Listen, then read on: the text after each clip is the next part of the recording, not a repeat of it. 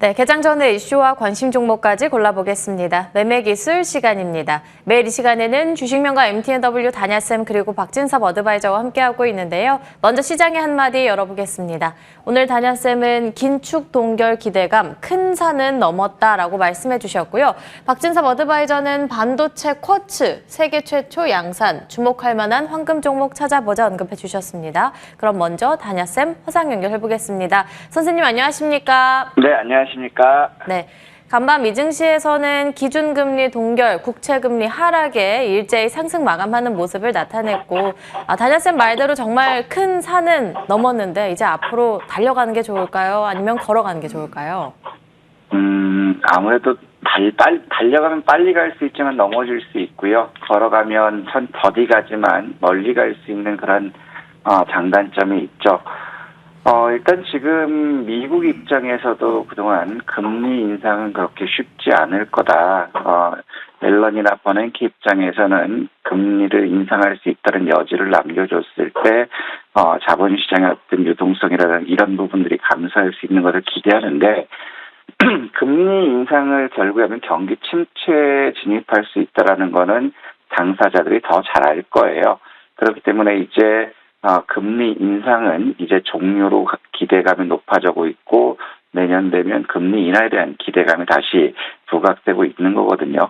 하지만 지금 소비자 물가가 올라가는 게 경제 상황이 좋아서 올라간 게 아니라 전쟁에 따른 원자재 수급 불안이라든가 기대 심리 이런 것들 때문에 올라가고 있어요. 그래서 지금 우크라이나 러시아 전쟁은 지금 쏙 들어갔어요. 이스라엘과 하마스 전쟁 이 부분이 계속해서 확전에 대한 우려감들 나오고 있는 그러한 요인들이기 때문에 전쟁 요인이 당분간 시장의 방향성을 주지 않을까 말씀드리고 싶고, 자 국내 요인을 보면 결국에는 원화 약세가 지속되고 있다라는 거예요. 특히 오늘 새벽같이 지금 미국 국채 금리가 하락하는 시점에서도 역외 시장에서는 원화 가치가 크게 떨어지지 않았다라는 거거든요. 그러면 결국에 대외적으로는 내부적인 리스크 요인 더 큰 것으로 판단하는 것이 아닌가. 그래서 일단 전쟁이 종결됐을 때 시작은 이제 본격적으로 그동안 우려를 다 털어낼 수 있지 않을까 이렇게 말씀드리고 싶고, 자 일단 지금 미국은 말씀드렸던 것처럼 동결, 이 부분이 강하게 시장에 훈풍을 불어넣었어요. 그러면서 6월달 금리 인하 기대감들이 나오고 있죠. 이로 인해서 국채금리까지도 하락하는 그런 모습이고, 자 일단 지금 금리 인하 이전에 시카고 옵션 거래소의 변동성 지수를 보면 큰 음선이 3개 떨어지는 그런 모습이거든요. 그러면 변동성 지수가 하락 압력이 커진다는 것은 지수가 반등을 기대하는 거기 때문에 일단 긍정적으로 볼 수 있고요. 하지만 미국도 그렇게 만만치 않아요. 지금 상황에서는 재정 적자가 역대 최고치를 경신하고 있고 GDP 대비 5.3%거든요.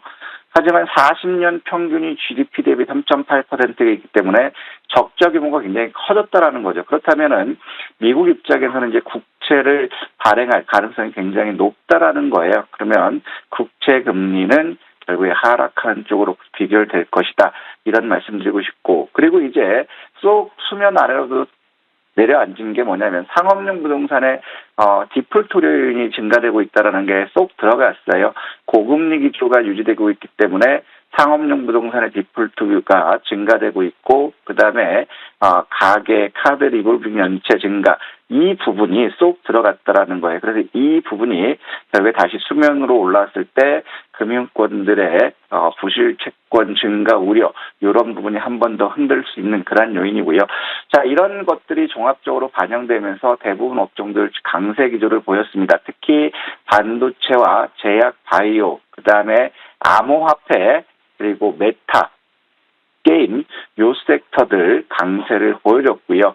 반대로 이제 소비재라든가 여행, 신재생에너지, 석유 쪽들이 하락했다라는 거죠. 그러면 소비재와 여행이 감소했다라는 것은 전쟁에 대한 그런 요인도 있지만 결국에 지갑이 얇아졌다라는 거잖아요. 그렇기 때문에 경기 둔화에 대한 그런 것들은 남아있다 이렇게 보여지고 있고 ETF 시장에서 보면 반도체가 움직였어요. 그리고 통신과 IT, 그다음에 보안, 블록체인 이런 섹터들이 움직였기 때문에 오늘 국내 시장도 결국에 반도체가 시장을 이끌어가는 그런 상황이 되지 않을까. 그러면서 그 틈새를 통해서 통신이나 바이오, 보안 이런 쪽도 봤으면 좋겠고 그런데 자율주행과 배터리, 재생에너지 섹터들이 지속적으로 약세를 보여주고 있어요. 특히 배터리 같은 경우는 지난 8월부터 우리가 조심하자고 했는데 지금도 공매도 타겟이 되고 있죠. 하루 평균 LG에너지솔루션의 하루 평균 공매도는 30%를 넘는다라는 거예요. 그렇다면은 배터리 관련주들이 결국에 코스닥 지수의 등락을 좌지할 수 있기 때문에 배터리 섹터들을 잘 봐야 되지 않을까 싶습니다. 일본은 152조의 감세라든가 지원금 이런 부분하고 그다음에 도요타, 호실적 그리고 10년 만기 국채가 고가 연중 고가를 경신하고 있지만 중앙은행에서 지금 스탠스를 유지할 것이다. 이런 요인들로 해서 엔화까지 약세를 보였거든요. 그러면서 니케이 지수가 강세를 보였지만 그 이면을 보면 10월 제조업 PMI가 48.7로 여전히 50 이하예요. 즉 생산과 신규 수주가 부진하다라는 것은 일본 역시도 경기 둔화 여기에 직면했다라는 걸 반증하는 거고 중국 같은 경우는 항생과 상해 혼조 양상을 보였습니다.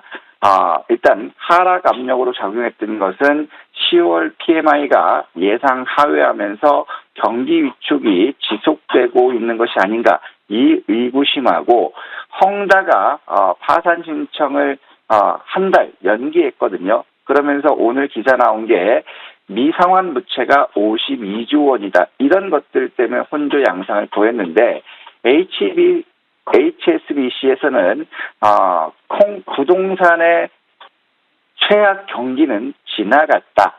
이런 얘기를 나오고 있어요.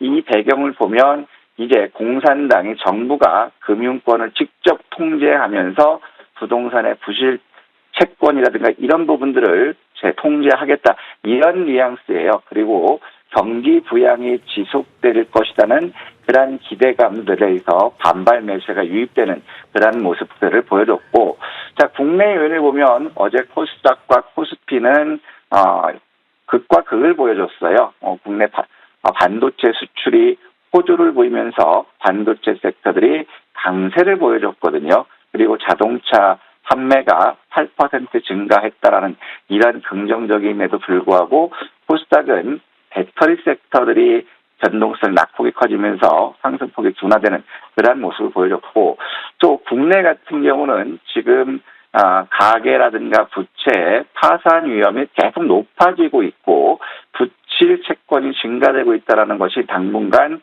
아킬레스건이 될 것 같아요. 이로 인해서 엔화 약세가 지속되고 있기 때문에 외국인들 입장에서는 매도가 증가되는 것이 아닌가 생각하고 특히 중소기업의 8월까지 누적 파산이 전년 대비 50% 급증했다라는 거예요. 그러면 9월, 10월 합산한다면 결국에 이 파산 증가율은 더 커질 수 있기 때문에 금융위험과 부채 관리 이 부분에 대해서는 투명하고 명확한 정책이 나오지 않는다면 당분간 혼란스러운 그런 모습을 보일 수 있을 것 같고요. 어제 공매도를 보면 전일 대비 감소하는 모습이지만 여전히 증가하고 있어요. 외국인들 6천억으로 전일 대비 14% 감소했고 그다음에 기관들 1,840억으로 전일 대비 16% 감소했지만 외국인들 보면 아직까지도 공매도가 증가되고 있다라는 것, 이 부분 때문에 시장의 변동성은 커질 수 있다. 공매도에 대한 제도적인 장치, 특히 독과점에 대한 법적과 제도적인 장치가 반드시 필요하다. 70% 이상 차지한다는 것은 누가 봐도 한참 기울어진 거잖아요. 그래서 선물이나 공매도에 대한 독과점에 대한 법적, 제도적인 장치 도입이 반드시 필요하지 않을까 싶고요. 그러면서 원달러 환율은 어제 1357원 30전까지 가면서 1360원 목전에 뒀고요. 여객 시장에서는 국채금리 하락하면서 1348원 78전으로 0.64% 하락했지만 여전히 원화가 너무 약한 그런 모습을 보여주고 있다는 것이고, 자, 어제도 이제 원화가 이렇게 올라가면서 외국인들 코스피에서는 1,300억 매도를 했고요. 코스닥에서는 331억 매수를 보였고요. 선물에서도 이제 2,200억 순매수를 보여줬거든요. 자, 그러면 그럼에도 불구하고 거래 대금을 본다면 코스피는 6조 4천억으로 전일 대비 18% 감소했고, 코스닥은 5조 1천억으로 12% 감소했어요. 일단 거래 대금이 급감하고 있다는 것은 시장의 체력이 굉장히 떨어졌다는 것이고, 지수 변동성이 굉장히 확대될 수 있는 그러한 요인이라는 거예요. 그러면서 고객 예탁금 어제도 2.6%까지 급감하면서 46조 600억을 기록했고, CMA 역시도 소폭 증가됐지만 아직 70조 미만이에요. 그러면서 마켓머니 펀드가 월초에 5조 6,700억 급증하는 모습, 이 부분이 결국에 단기적인 매수 대기로 전환되길 기대하는 그런 상황입니다. 그래서 오늘은 반도체가 시장을 이끌어가기 때문에 지수는 갭상승 출발할 수 있겠죠. 하지만 이 반도체들도 어제 강세를 보였고, 오늘 갭상승하면 이 상승이 장 마감까지 지속되기는 좀 어렵지 않을까. 그렇다면 그 대안으로 해서 우리는 제약 바이오 섹터라든가 통신, 그다음에 보안, 그다음에 인공지능, 신약 개발이나 인공지능 의료 진료 이런 쪽들로 봤으면 좋겠어요. 그래서 지금 보면 제일 우려스러운 부분은 증시 주변의 자금, 시가 말라가는 모습을 보여주고 있어요. 이런 상황에서 흉포한 외국인들은 독점적인 지위를 이용해서 선물과 공매도 이 부분을 가지고 지수를 계속 쥐락펴락하고 있거든요. 그렇기 때문에 공매도 한시적인 제한, 검토만 할 게 아니라 지금처럼 시장이 굉장히 수급이 불안할 때는 도입이 한시 빠르다라는 것이고, 여기서 우리가 주목해야 될 부분들은 뭐냐면 지금 금리가 지금 올라가고 있고 가처분 소득이 감소하고 있다라는 거죠. 그렇기 때문에 증시의 유동성 C가 말라가는데, 지금처럼 외국인들의 공매도 비중이 75% 육박하고 있고 선물 비중이 70% 육박한다면 얼마든지 외국인 입장에서는 개인 투자자들의 신용을 털어먹기 위한 흡혈귀 작전을 펼칠 가능성이 높다라는 거예요. 특히 그 증거가 지금 예탁금을 보면 43조 9천억, 올 1월 10일 여기를 이탈한다면 36조 2천억 수준, 즉 코로나가 불거졌던 2020년 3월 13일 이 수준까지도 고객 예탁금이 급감할 수 있다는 것이고, 두 번째로는 신용융자를 보면 지금 금리가 높고 가처분 소득 쓸 게 없기 때문에 시장의 변동성을 였을 때 반대매매에 따른 신용융자 털리는 부분이 높을 수 있다는 거예요.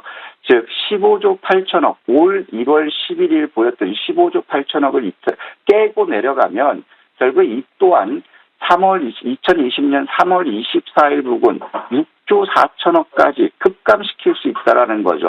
그렇기 때문에 지금 고객 예탁금과 신용융자의 급격한 감소는 시장의 변동성을 초래할 수 있고, 외국인들의 입장에서는 헐값에 주워 담을 수 있는 그런 기회로 볼 수 있기 때문에 공매도와 선물 시장에 대한 독점적인 규제에 대한 법적인 제도 장치가 필요하지 않을까 이렇게 생각되고 있고요. 오늘 상황에서 우리가 보면 시장에 굉장히 긍정적인 일정들이 있어요.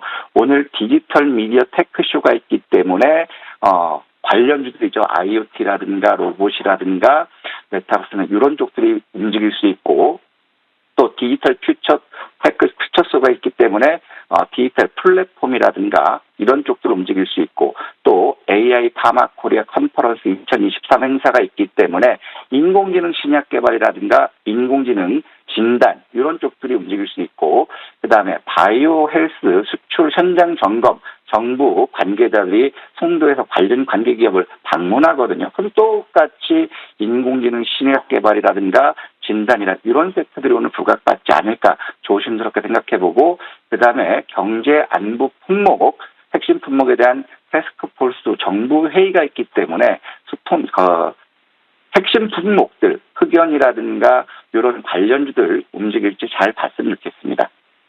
네, 그리고 사우디의 미래도시 건설과 관련해서 크라우드웍스가 어제 2자릿대 급등 나왔고요. 3만 원을 넘길 수 있을지 궁금합니다. 두 번째로는 레인보우 로보틱스 함께 볼까요?